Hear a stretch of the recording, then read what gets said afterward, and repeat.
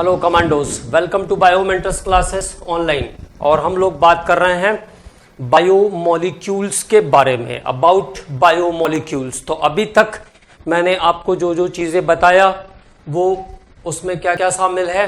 Classification of carbohydrates, तो monosaccharide, oligosaccharide और polysaccharide. जो सबसे शुगर है वो मोनोसैकेराइड, जिसमें 2 से लेकर के 10 तक मोनोसैकेराइड यूनिट्स प्रेजेंट रहेगी वो ओलिगोसैकेराइड, और जिसमें 10 से ज्यादा मोनोसैकेराइड यूनिट्स प्रेजेंट रहेगी वो पॉलीसैकेराइड्स। उसके बाद हम लोगों ने बात किया अबाउट ग्लूकोज। तो ग्लूकोज इज नेचुरली डेक्स्ट्रो-रोटेटरी। तो डेक्स्ट्रो रोटेशन शो करता है, it means rotate the plane of polarised beam of light towards left to right, इसलिए इसको डेक्स्ट्रो रोटेटरी कहते हैं। ग्लूकोज के नॉर्मल चेन स्ट्रक्चर में 4 काइरल कार्बन एटम है, जबकि साइक्लिक स्ट्रक्चर में 5 काइरल कार्बन एटम है। ठीक है, तो ग्लूकोज नॉर्मल कंडीशन में 16 ऑप्टिकल एक्टिव आइसोमर और 8 रेसिमिक आइसोमर बनाता है। ठीक है, ग्लूकोज को हम ब्लड शुगर भी कहते हैं, और 65 से लेकर के नॉर्मल रेंज 110 मिलीग्राम पर 100 ml ऑफ ब्लड प्रेजेंट होता है, पर 100 ml ऑफ ब्लड प्रेजेंट होती है ग्लूकोज। इससे ज्यादा कंसंट्रेशन होने पर इस कंडीशन को हम कहते हैं डायबिटीज। जब ग्लूकोज प्रॉपरली एब्जॉर्ब नहीं होता है तो उस कंडीशन को कहते हैं डायबिटीज। उसके बाद हमने बात किया ग्लूकोज की प्रॉपर्टी के बारे में।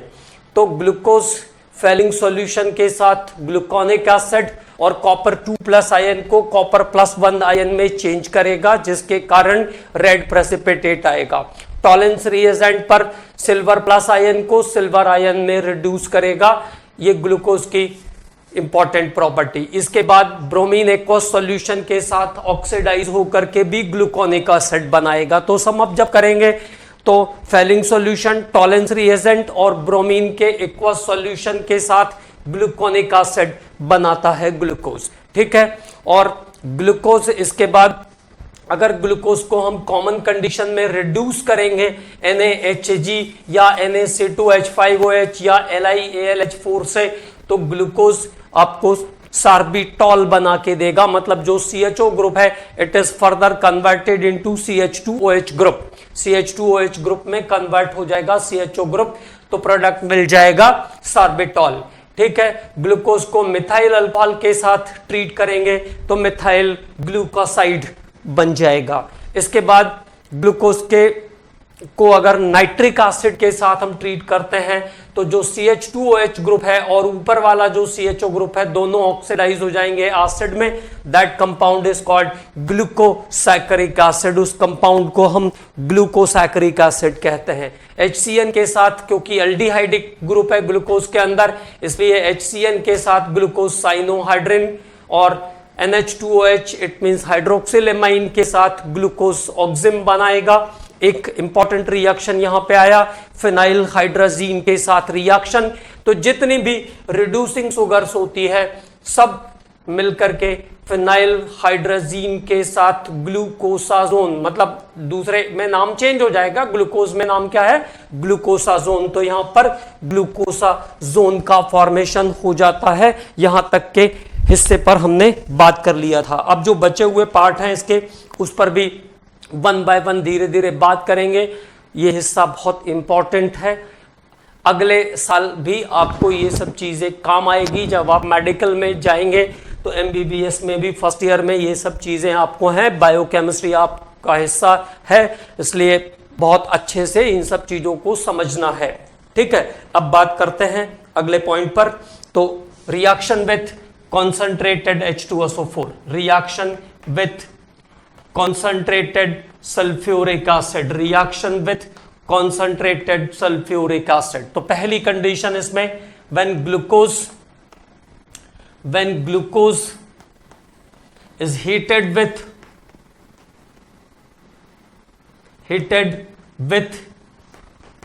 concentrated sulfuric acid, glucose is heated with concentrated sulphuric acid. जब ग्लूकोज को कॉन्सेंट्रेटेड सल्फ्यूरिक एसिड के साथ हीट करते हैं glucose is heated with concentrate sulfuric acid, then it gives black mass, then it give black mass of carbon.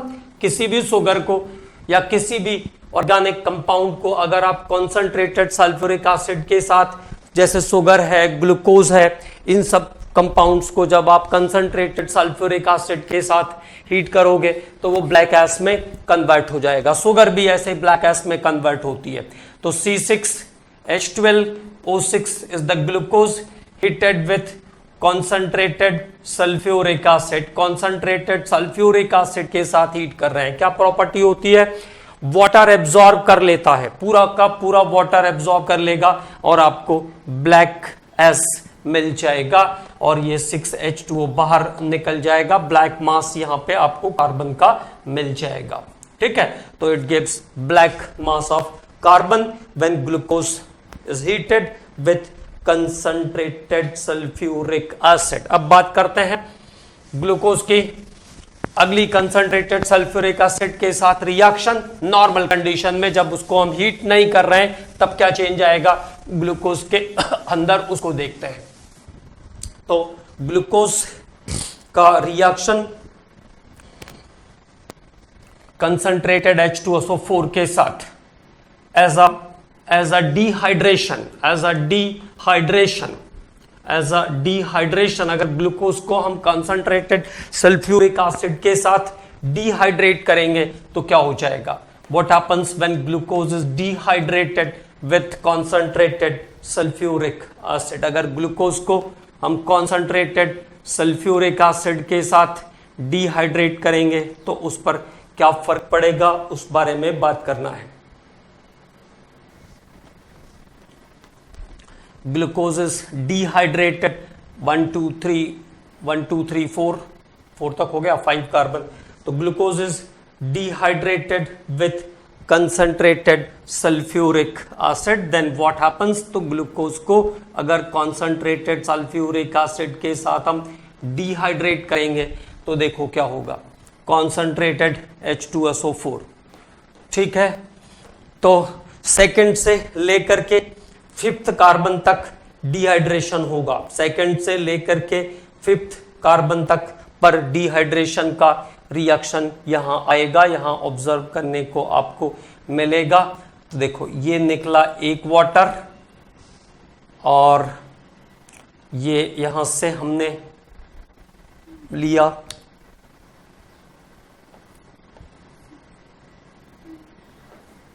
दो water और यहां से H और ये OH। तो 3 water molecules get passed out. 3 molecules यहां पे पास्ड आउट होते हैं। 3 मॉलिक्यूल्स आर पास्ड आउट और 3 मॉलिक्यूल जो पास होते हैं वो इस तरीके से जाएगा, H और OH। ठीक है, तो ऊपर वाला जो हिस्सा है वो एज इट इज बचा रहेगा CHO।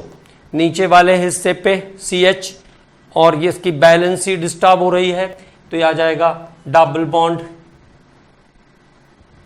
CH double bond CH।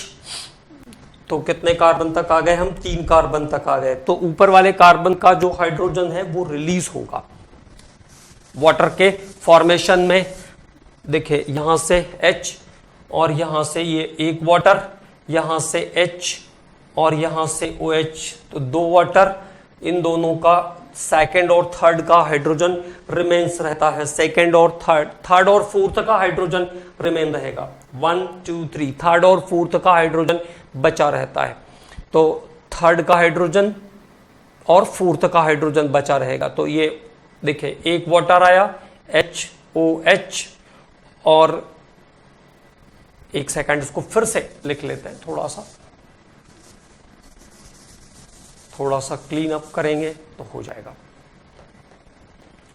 Complicated process है तो थोड़ा सा क्लीन कर लेते हैं, हो जाएगा। देखो थर्ड और फोर्थ मतलब यहां पे एक थर्ड और फोर्थ, तो ये H और ये OH और ये OH और ये H और ये OH और इसके लिए एक H ये बच रहा है ना, एक H और ये एक OH। कुल मिलाकर के आपको ये ध्यान रखना है, it get eliminate 3 molecules of water, 3 molecules of water का एलिमिनेशन करेगा, it eliminate 3 molecules of water. और C, इसके बाद CH, C के बाद डबल बॉन्ड CH, फिर उसके बाद CH double bond CH, CH double bond CH। अब कितने कार्बन तक पहुंच गए हम? 1 2 3 4 5 कार्बन तक आ गए। लास्ट हिस्से पर हमने कोई काम नहीं किया है, वो CH2OH है। और ये जो आपका C बचेगा ना, ये 1 2 3 और ये यहाँ पे 1 2 3 4, ठीक है। और ये जो दोनों बचे हुए थे, ये एक ऑक्सीजन जो बचा हुआ रह जाएगा यहाँ पे, उसके साथ कनेक्ट होंगे, तो ये कंपाउंड बनता है। This is called hydroxy methyl, this compound is called hydroxy methyl furfural,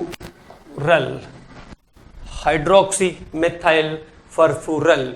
तो इस कंपाउंड को कहते हैं हाइड्रोक्सी मिथाइल फरफूरल। इतना टेंशन लेने की जरूरत नहीं है, सिंपल सा एक बात ध्यान रख लीजिए कि अगर ग्लूकोज को कॉन्सेंट्रेटेड H2SO4 से डिहाइड्रेट करेंगे तो हाइड्रोक्सी मिथाइल फरफूरल बन जाएगा। हाइड्रोक्सी मिथाइल फरफूरल का स्ट्रक्चर आपको मिल जाएगा, ठीक है। तो हाइड्रोक्सी मिथाइल फरफ्यूरल बनाएगा ग्लूकोज जब उसको डिहाइड्रेट करेंगे बाय कॉन्सेंट्रेटेड H2SO4 है, when it is dehydrated by concentrated sulphuric acid.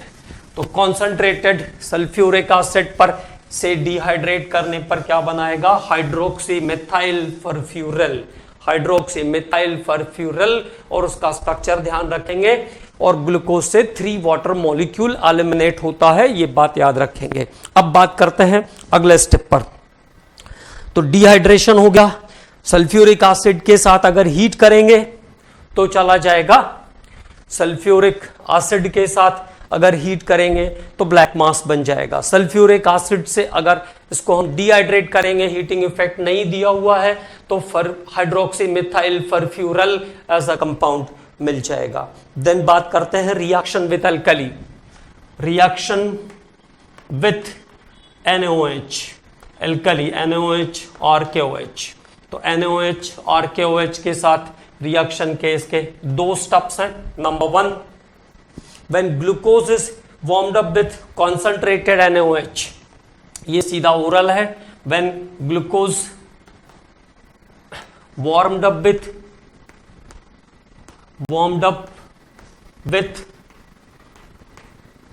concentrated sulfuric acid, glucose is warmed up with concentrated NaOH, glucose is warmed up with concentrated NaOH।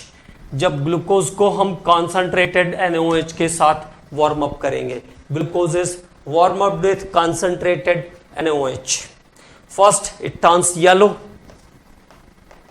First it turns yellow, पहले पीले रंग का होगा, first it turns yellow, then brown and finally form resinous mass, then brown and finally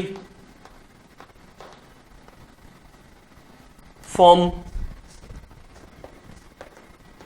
resinous mass, और finally क्या करेगा? Resinous मास बनाएगा, resin जैसा मास बनाएगा, रेजिनस मास, और फाइनली रेजिनस मास में कन्वर्ट हो जाएगा। तो ध्यान रखेंगे, glucose is warmed up with alkali. अगर ग्लूकोज को हम NaOH या KOH, कॉन्सेंट्रेटेड NaOH या KOH के साथ वार्म करेंगे, गर्म करेंगे, तो पहले येलो कलर आएगा, देन ब्राउन, और फिर रेजिनस मास में कन्वर्ट हो जाएगा। तो ये ग्लूकोज पर कंसंट्रेटेड NaOH या कंसंट्रेटेड KOH का इफेक्ट है। अब बात करते हैं इसके सेकंड स्टेप के बारे में। Second step with alkali.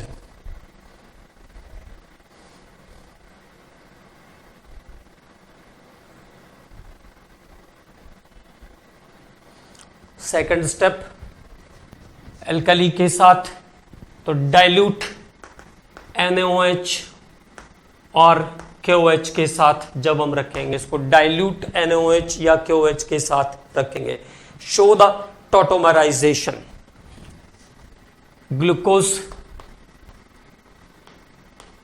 Show the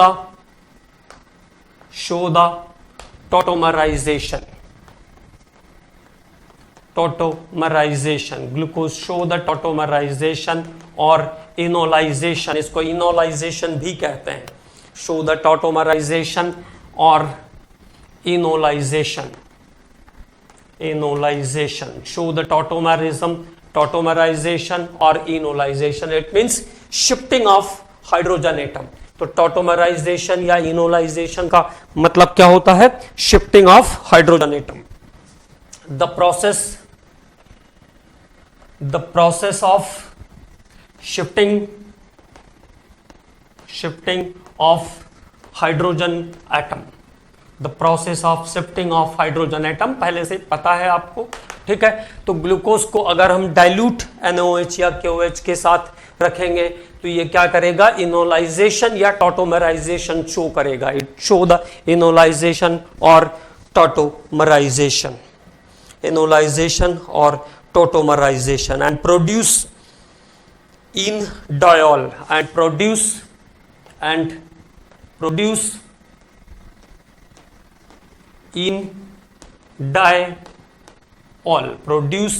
indiol, और ये indiol प्रोड्यूस करेगा,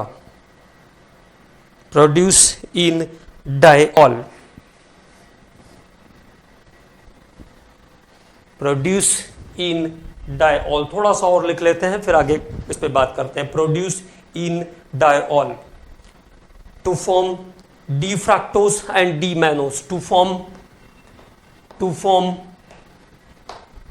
D fructose and D mannose, dextrofructose और डेक्स्ट्रोमैनोज का फॉर्मेशन करेगा, to form D fructose and D mannose. This reaction is known as, इसका बड़ा नाम है तो अच्छे से ध्यान रखेंगे। This reaction is known as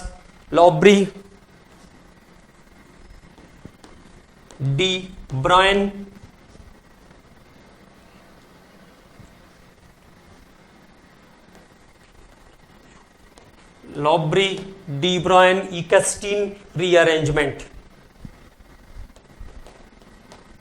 Ekstein's rearrangement, इसको क्या कहते हैं? Lowry-Bruyn Ekstein rearrangement या रिएक्शन भी आप कह सकते हो, कोई दिक्कत नहीं है। तो फिर से एक बार बात करते हैं, जब डाइल्यूट NaOH या डाइल्यूट KOH के साथ, इट मींस डाइल्यूट एल्कली के साथ अगर हम ग्लूकोज को रखते हैं, ग्लूकोज को डाइल्यूट एल्कली के अंदर रखते हैं, कई घंटों तक रखना पड़ता है। When glucose is kept with dilute alkali for many hours, then it show the tautomerization. And you people know about tautomerization. This is shifting of hydrogen atom. So its aldehydic form is converted into enolic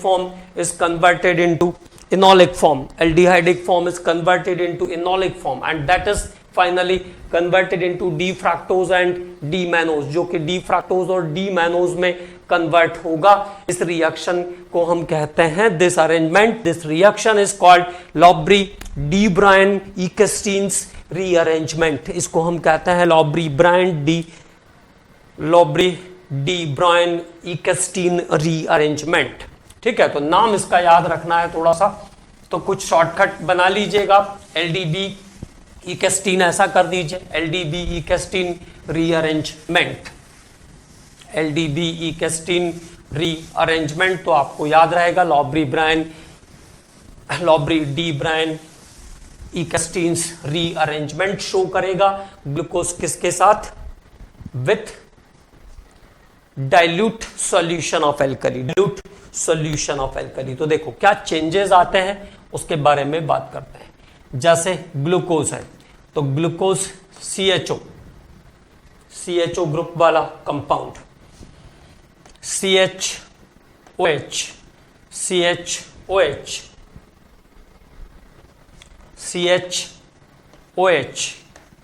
आगे के carbon को मैं, आगे के 3 carbon को मैं R से show कर देता हूं, आगे के 3 कार्बन को R लिख दिया मैंने, ठीक है। तो ये जब रीअरेंज्ड होगा तो ये क्या क्या कंपाउंड बनाएगा उसके बारे में बात करते हैं। देखो ग्लूकोज रीअरेंज होके पहले तो इनोलिक फॉर्म में जाएगा और इनोलिक फॉर्म में जाने के बाद ये फिर different arrangement, different compound show करेगा। तो first of all it is converted into enolic form, लेकिन अभी मैं उसका इनोलिक फॉर्म नहीं बना रहा हूं, अभी मैं उसका डी फ्रक्टोज वाला फॉर्म बना रहा हूं, है ना। डी फ्रक्टोज वाले फॉर्म पे अभी मैं आपसे बात कर रहा हूं। तो ये हुआ CH और ये OH।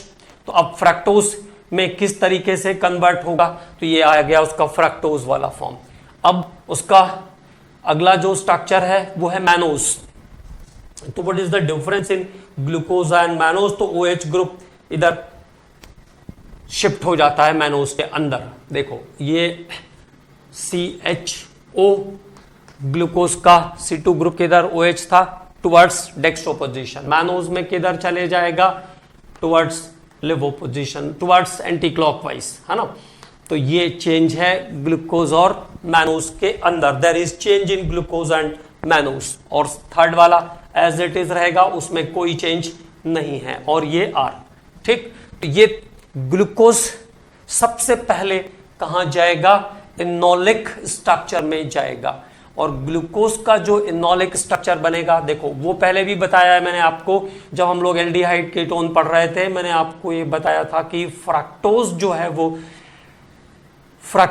है वो इनोलिक फॉर्म में चेंज होकर के वापस ग्लूकोज में चेंज हो जाता है, इसलिए प्रोसेस इसमें पॉसिबल है। तो यहां से ये हो जाएगा आपका H इधर आया तो CH2OH ग्रुप, CHOH ग्रुप बन जाएगा।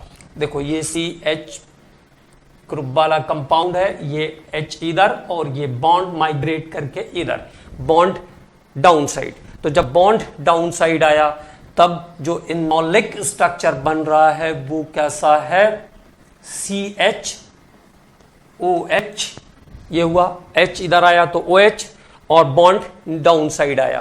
तो बॉन्ड जब कार्बन कार्बन के बीच में आएगा तो इन हो गया, डबल बॉन्ड था इसलिए इनोलिक हो गया, डबल बॉन्ड था इसलिए क्या हो गया, इनोलिक हो गया। और इसके पास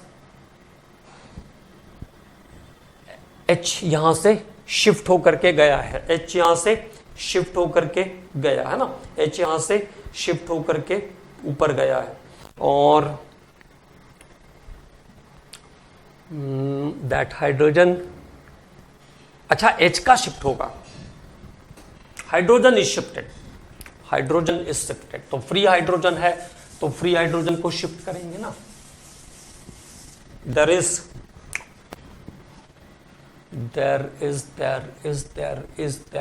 ये, okay, H is shifted and bond is comes down, तो OH। अब इसके बाद अगला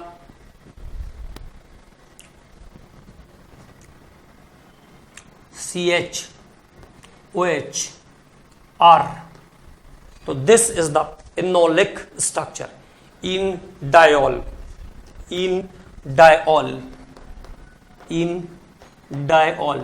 तो ये ग्लूकोज का इनोलिक स्ट्रक्चर टॉटोमराइजेशन शो कर रहा है in presence of dilute alkali.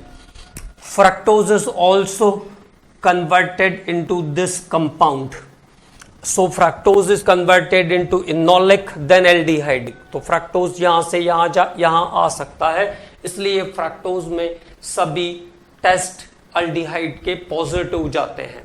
इसके बाद डी मैनोज, तो डी मैनोज भी जो है वो इनोलिक फॉर्म के साथ आइसोमर होता है। तो डी फ्रक्टोज के भी क्या हो जाएगा, डी मैनोज भी क्या हो जाएगा, इनोलिक फॉर्म के साथ टॉटोमर हो जाएगा। It is also a tautomer, it is also a tautomer.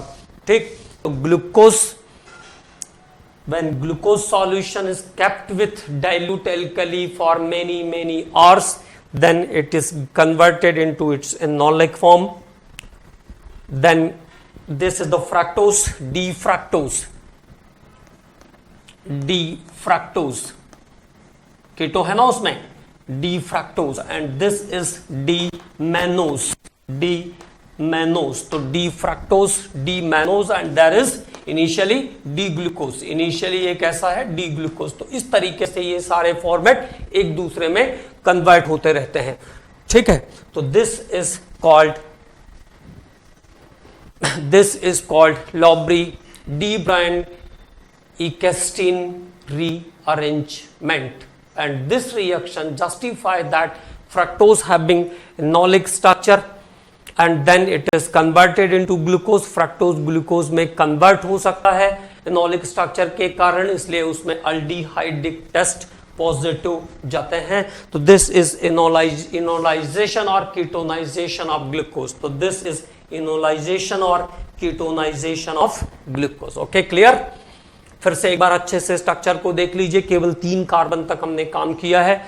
तो दिस इज डी ग्लूकोज। तो ग्लूकोज में जो सेकंड कार्बन का OH है वो राइट साइड है, थर्ड कार्बन का लेफ्ट साइड है, और फ्रक्टो और मैनोस के अंदर सेकंड कार्बन जो है वो लेफ्ट साइड पर, OH ग्रुप जो है वो लेफ्ट साइड पर है।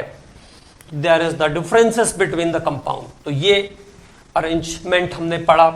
अल्कलाइन, डाइल्यूट अल्कलाइन सॉल्यूशन में ग्लूकोज कैसा बिहेवियर करता है उसके बारे में। अब उसके बाद आपका रिएक्शन वाला पूरा हिस्सा खत्म हो गया है। अब हमारे पास छोटे छोटे से प्रॉपर्टी बचे हैं, but it is very very important. लेकिन वो जो छोटी प्रॉपर्टीज बची है वो भी सब बहुत इंपॉर्टेंट है, तो उनको हम 1 बाय 1 याद करते हैं।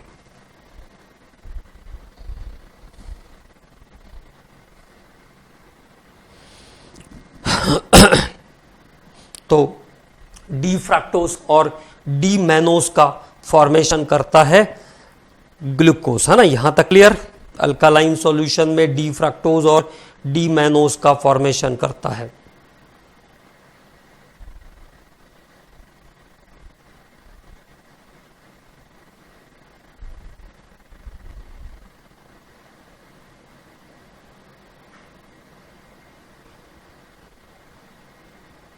D fructose and D mannose.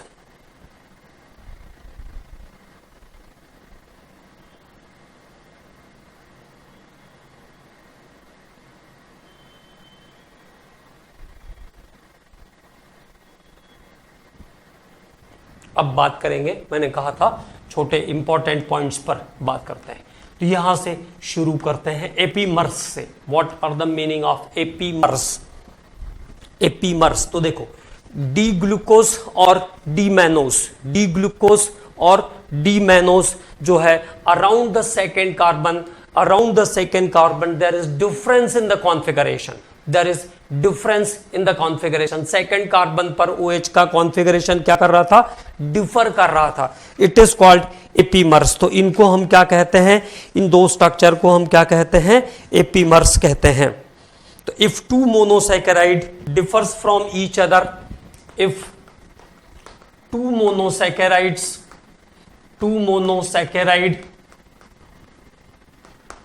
monosaccharides differs from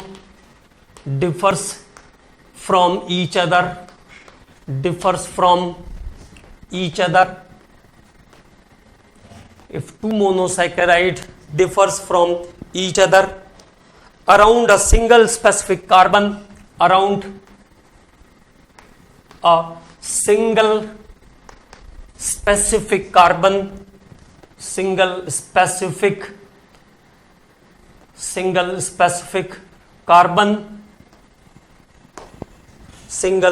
specific carbon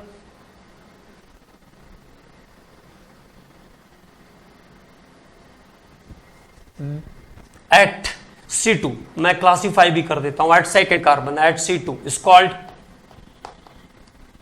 called epimers. और एज सेम एज अगर वो फर्स्ट कार्बन पर डिफर करता तो उसको हम कहते हैं anomers at second carbon is called epimers. तो इसको हम क्या कहते हैं?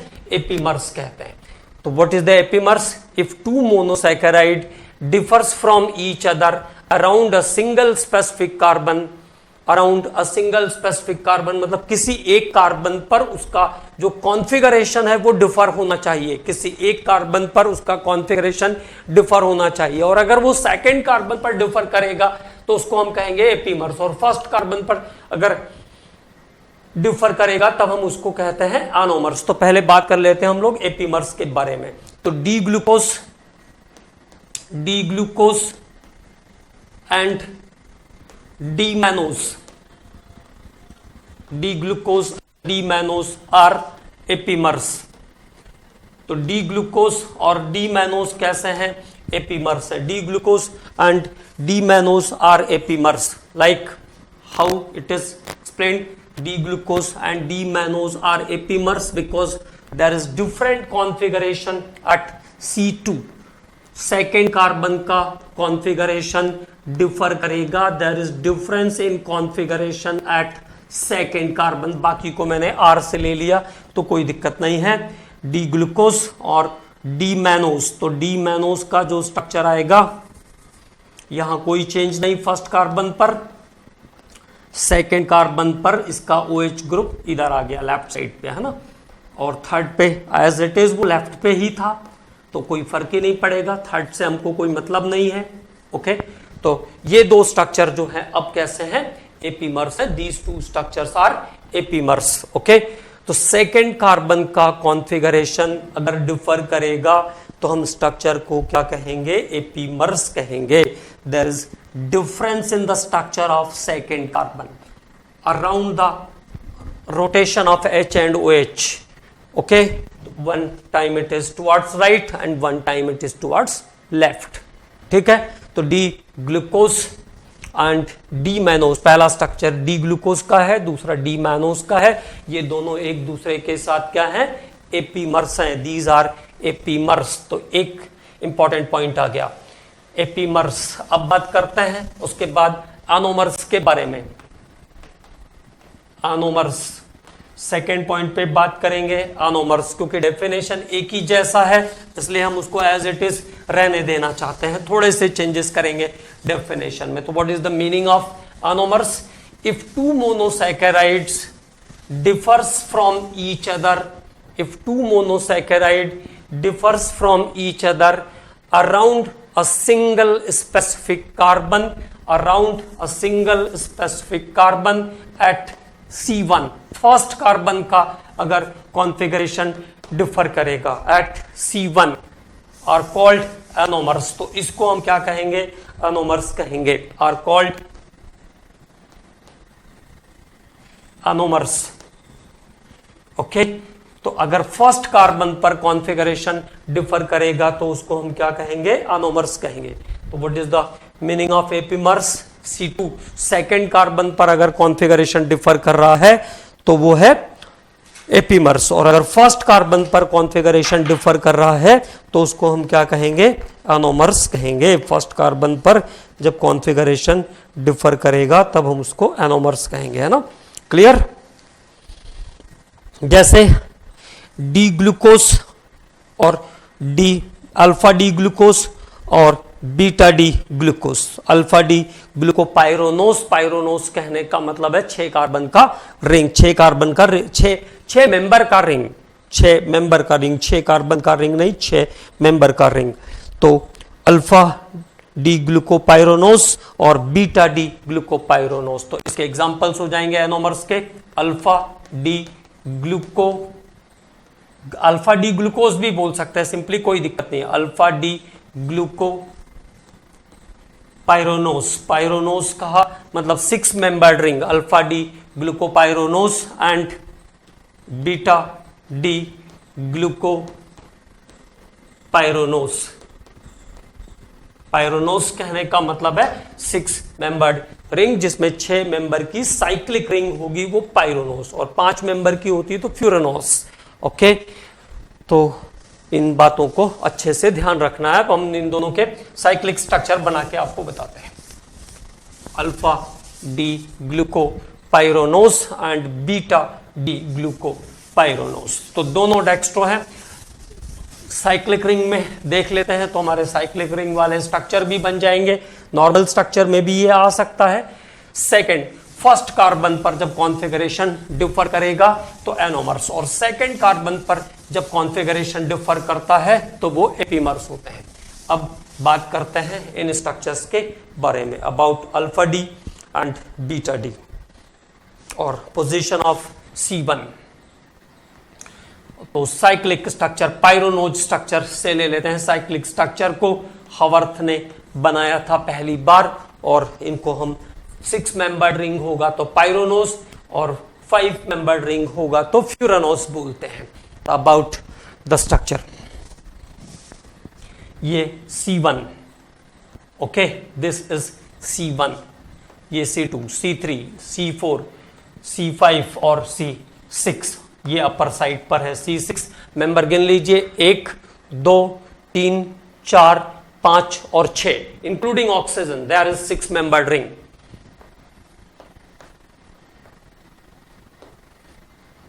ठीक है,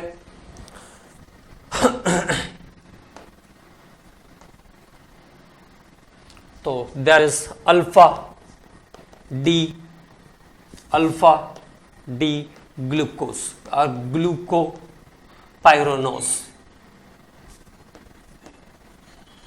अल्फा डी ग्लूकोज भी कह सकते हैं, मैंने जैसा आपको बोला इसको, है ना। अब अल्फा डी के बाद beta D glucose, about beta D glucopyranose. तो देयर इज C1, और C1 का कॉन्फ़िगरेशन डिफर करेगा। It means like this, the OH and H, the OH and H, okay. तो ये डिफरेंस है इसमें। अब बीटा पोजीशन, बीटा, बाकी सब कुछ similar.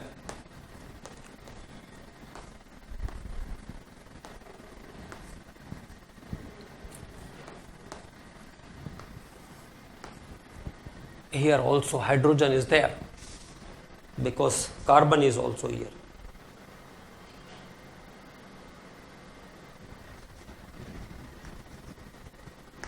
This is beta D gluco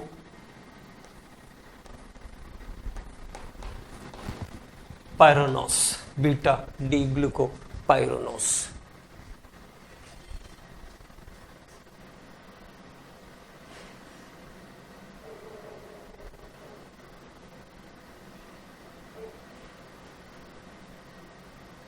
तो दीज आर द एनोमर्स, ये आपस में दोनों मिलाकर क्या हो गए, एनोमर्स हो गए। तो this is one of the important point.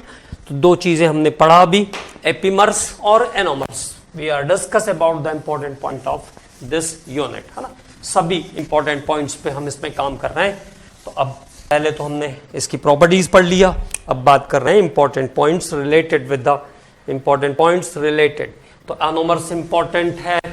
First carbon C1 के अराउंड अगर कॉन्फ़िगरेशन डिफर कर रहा है तो एनोमर्स, सेकंड कार्बन पर कॉन्फ़िगरेशन डिफर करेगा तो एपीमर्स।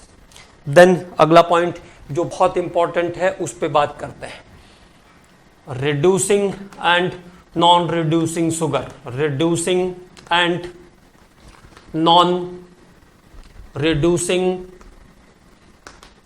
शुगर। और ये पॉइंट आपको अभी तक काफी अच्छे से क्लियर होते जा रहा है।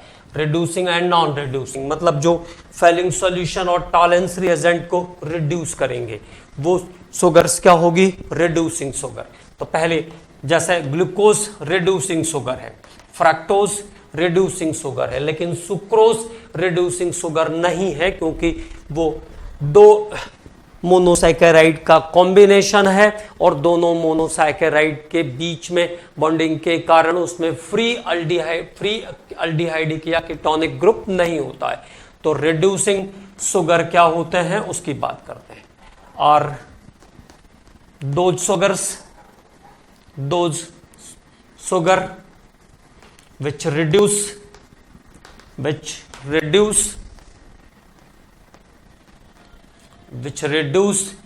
Fehling solution मतलब copper 2+2 copper plus Fehling solution and Tollens reagent dose sugar which reduces Fehling solution and Tollens reagent dose sugar which reduces Fehling solution and Tollens reagent due to presence of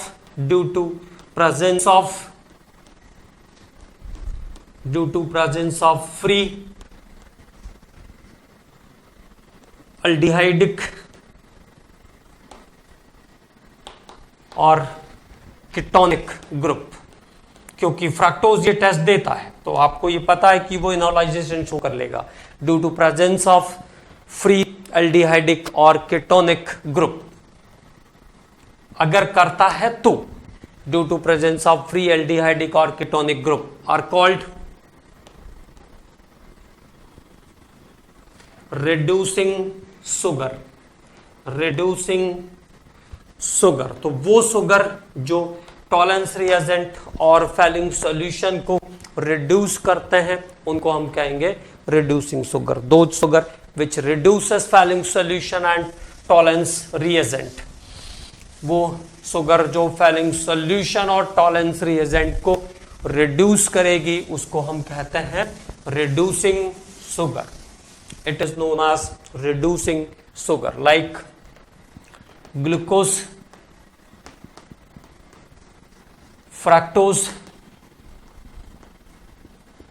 glucose और fructose दोनों reducing sugar के अंदर आते हैं। मोल्टोज भी reducing sugar के अंदर आता है। तो ग्लूकोज, फ्रक्टोज, मोल्टोज और लैक्टोज। एग्जाम्पल याद रखेंगे भैया, इंपॉर्टेंट है बहुत एग्जाम्पल, है ना। तो glucose, fructose, maltose and lactose, मतलब मिल्क शुगर भी जो है वो रिड्यूसिंग शुगर के अंदर आती है। ठीक है, तो जो शुगर्स फेलिंग सॉल्यूशन, मतलब फेलिंग सॉल्यूशन डालने पर जो रेड प्रेसिपिटेट बनाएगा टॉलेंस रिएजेंट के साथ जो सिल्वर मिरर बनाएगा, it is the category of reducing sugar. Glucose, fructose, maltose and galactose are the reducing sugar. अगली बात non reducing sugar.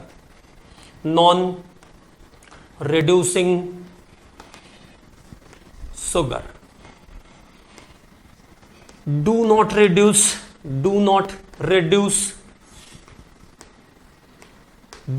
reduce Fehling solution, Tollens reagent, Benedict solution, जो किसी को भी रिड्यूस नहीं करेगा। Do not reduce Fehling solution, Tollens reagent due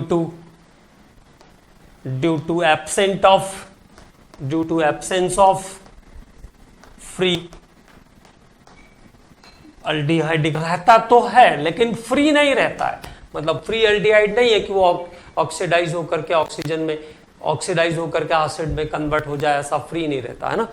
तो due to absence of free aldehyde और कीटोन ग्रुप, जिसमें फ्री एल्डिहाइड या कीटोन ग्रुप नहीं रहते हैं। जब हम स्ट्रक्चर की बात करेंगे, अभी जब ग्लाइकोसिडिक लिंकेज की बात करेंगे तो वहां पे वो चीज भी मैं क्लियर कर दूंगा आपको कि कैसे हम सर्च आउट करते हैं उसको। ठीक है, जैसे स्टार्च है तो स्टार्च पॉलीसैकेराइड है। पॉलीसैकेराइड है, it means n mole of molecules are linked together, तो सब एक दूसरे के साथ लिंक्ड अप होंगे, खाली CHO ग्रुप नहीं मिलेगा, इसलिए रिएक्शन नहीं होती है। ठीक है, तो do not reduce Fehling solution and Tollens reagent due to absence of free aldehydic और कीटोनिक ग्रुप। ओके, और एग्जांपल सुक्रोज पे देखो मोल्टोज होता है लेकिन सुक्रोज नहीं होता, इसलिए सुक्रोज पे कंफ्यूजन होगा, इसलिए इसको अच्छे से याद रखना है। Sucrose, cellulose and then starch, ये सब जो है वो नॉन रिड्यूसिंग शुगर है, क्योंकि इसके अंदर कोई फ्री अल्डिहाइडिक या कीटोनिक ग्रुप जो इनोलाइजेशन शो करता हो वो प्रेजेंट नहीं रहता है। ग्लाइकोजन, ग्लाइकोजन, तो these are non reducing sugars, ये सब नॉन रिड्यूसिंग शुगर के एग्जाम्पल हैं। और इसके आगे के पोर्शन पर अब नेक्स्ट लेक्चर में बात करेंगे। इनको याद करना बहुत जरूरी है, तो बार बार जब रिपीट करेंगे आप तो अपने आप याद हो जाएगा। ओके।